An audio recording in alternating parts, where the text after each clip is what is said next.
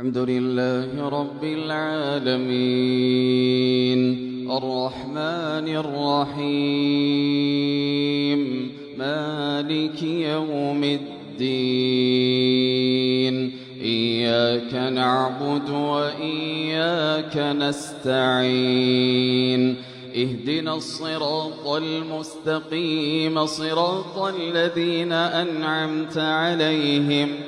غير المغضوب عليهم ولا الضالين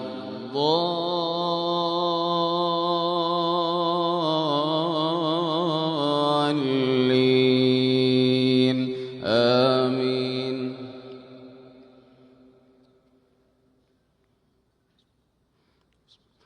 سأل سائل بعذاب واقع للكافرين ليس له دافع من الله ذي المعارج تعرج الملائكة والروح إليه في يوم كان مقداره 50,000 سنة فاصبر صبرا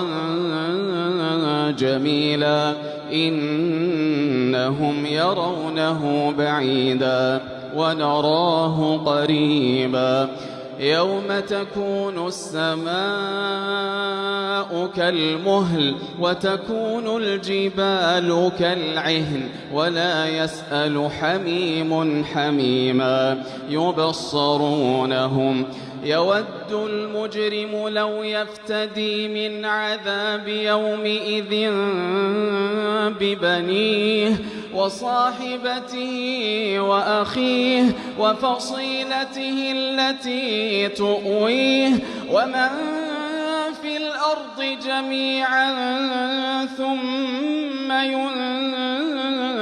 ينجيه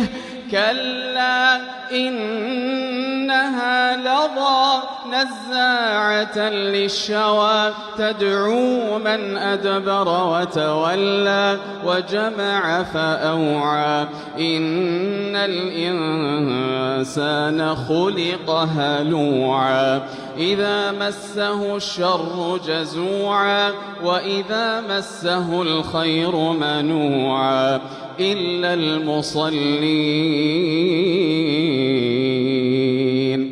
الذين هم على صلاتهم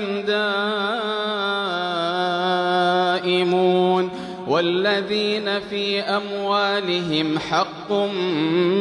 معلوم للسائل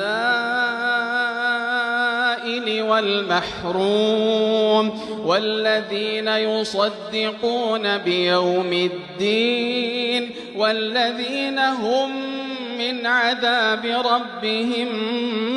مشفقون إن عذاب ربهم غير مأمون والذين هم لفروجهم حافظون إلا على أزواجهم أو ما ملكت أيمانهم فإنهم غير ملومين فمن ابتغى وراء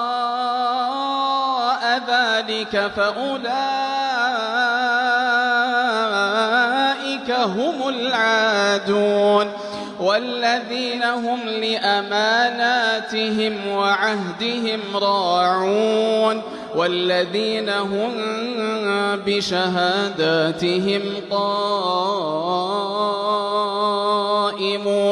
والذين هم على صلاتهم يحافظون